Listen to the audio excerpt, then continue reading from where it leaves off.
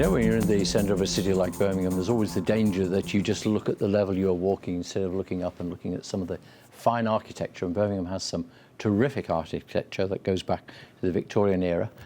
Nobody knows that better than my guest this morning, Stephen Hartland, who was chairman of the Birmingham West Midlands group of the Victorian Society. Stephen, good morning and welcome to you. And you have news that only last night your Conservation Award was made.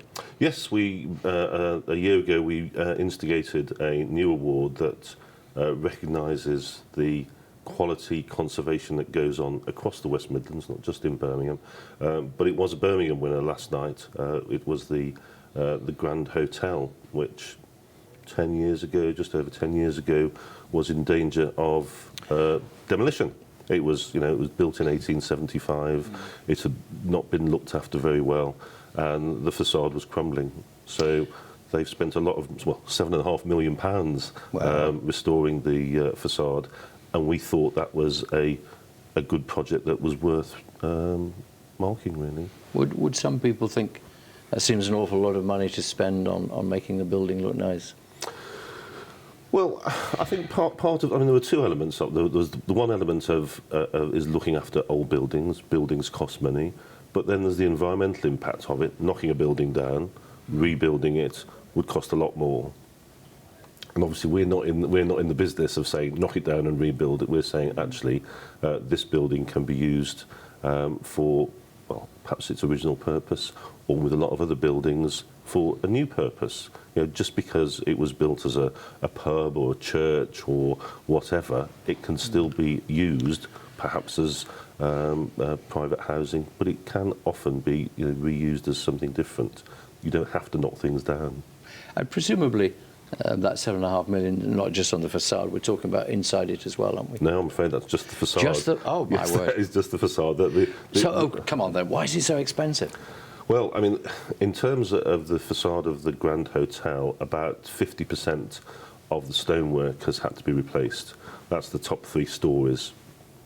Obviously, because that gets most of the weathering, and it was pretty much crumbling. I mean, there were a lot of reports done that basically said that, sorry, you're going to have to demolish, you cannot keep this up. Obviously, the Victorian Society didn't want that to happen. And then I think about 13 years ago, because it was going to be demolished, that was the plan. Yes, I remember that, we put it forward for listing. Obviously, we can only put it forward. We don't decide that. And then English Heritage at the time, Historic England now, listed it at Grade 2 star, which is obviously a very rare listing. There are very few buildings in Birmingham that have Grade 2 star status. So when you get a building like this and you want to spend this money and make it nice again, do you try and go back to as near original materials as you can, or are they all very much 21st century materials that look like they're old? No, I mean, we try not, or we seek to have obviously the people who own these buildings not to pretend that this is original. So it's like, we'll use as much of the original fabric that you can. It may be after 100, 125 years that you need to have some sort of modern intervention. I mean, in terms of the Grand Hotel, which that's quite nice, the 2 pavilion buildings, which is the 2 end bits, have got nice big mansard roofs, 2-storey mansard roofs. Now, the original fabric there was just lots of cross bracing, lots of wooden timbers, and just lots of X bracing, just to obviously keep the roof up, because obviously it's not only the weight of the roof, it's the roof when it's got lots of snow on it as well. So obviously it has to do that. But the Hartland estate, who own the building, wanted to use that to really make the business model for a hotel work. And obviously, big business these days is weddings. Well, they always were, but they're more so these days. So having a nice sort of duplex apartment that people can go in.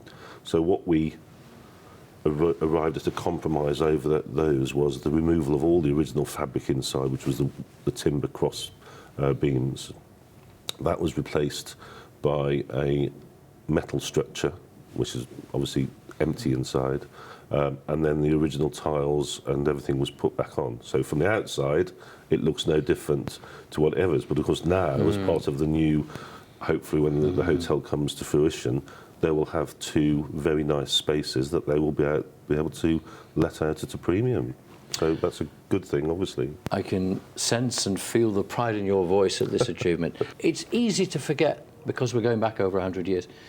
The Victorians really were very innovative, weren't they? And they would try things, and they did leave us with a terrific legacy in many areas. Yes, I mean, part of the whole... I mean, Britain must have been a wonderful time in the 19th century because it was the latest development in this and the latest technology in that. And obviously in our buildings, that is exactly what happened. But the nice thing about Victorian buildings, or one of the nice things, is that whatever the technological advancements that were incorporated into that building, they would always try and disguise it to make it look much older than it did. And I think Tower Bridge in London is a good example of that. It was the latest technology, but it was made to look 700 years old, like it was some sort of 13th century sort of wonderful Gothic piece. It's kind of strange, isn't it? Because it's easy, really, I think, to sit and say, yeah, wow, that was impressive. But when you think how long ago these things were built and put up, it really was impressive what they did. Well, yeah, I mean, building was at that time was meant to impress. You know, facades were built of the finest stone.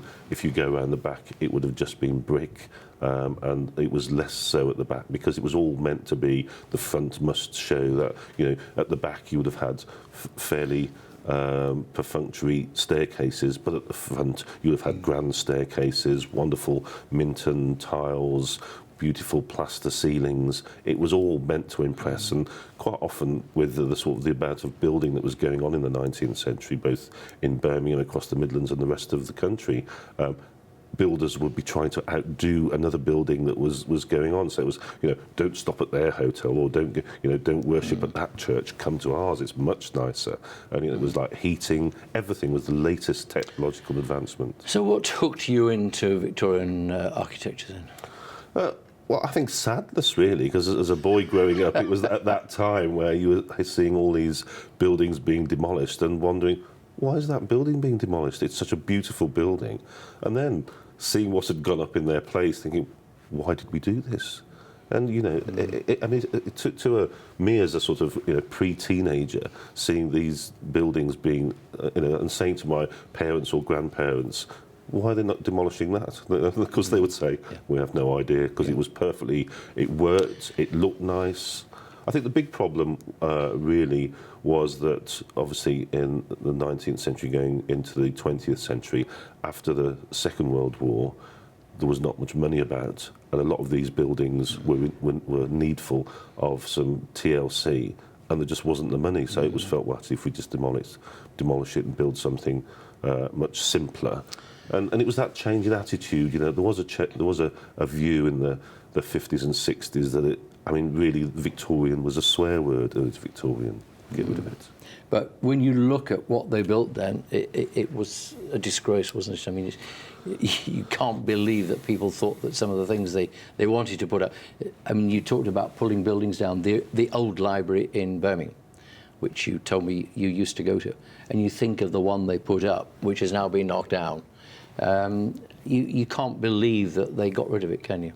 Well, no, because the other one was beautiful, and although the one that is just being demolished might be interesting, or you know, it's brutalist, so whether you like brutalist architecture or not, I don't think they compare. And certainly the old library with its beautiful reading room that was light and airy and had a real nice feeling to it, having studied in the new the library that's currently being demolished, that was just quite depressing and dismal. So it wasn't the same sort of inspiring sort of building. And obviously I think people sometimes feel that it's a shame that any building goes, but I think there's also, well, it doesn't really matter, some of them. Yeah. For the modern ones that replace those beautiful Victorian ones. Is it good that you have somebody like Prince Charles on your side? I mean, he has attacked architects ad nauseum, hasn't he? I remember him once referring to some buildings in the centre of London as a monstrous carbuncle on the landscape. Do you think that was well meant and good for your cause? Well, I think yes, because I mean, whether anything that the eye perceives as beautiful or not is subjective. Sure. And anything that is subjective will cause polarisation in views. So there'll be those people that say, no, it's horrible and it's ugly, and then the opposite side of the argument that, no, it's not, it's beautiful. But I think having Prince Charles, where he actually says what he thinks, and actually the patron of the Victorian Society is the Duke of Gloucester, who is a trained architect, although he's less sort of vocal in his criticism. But I think it doesn't hurt for anybody to air their views. I mean, everything the Victorians, we obviously are the champions of Victorian and Edwardian architecture, and we promote that and, through education, learning, and obviously trying to say, no, value this, don't demolish it. Stephen Hartland from the Victorian Society, thank you for being with us.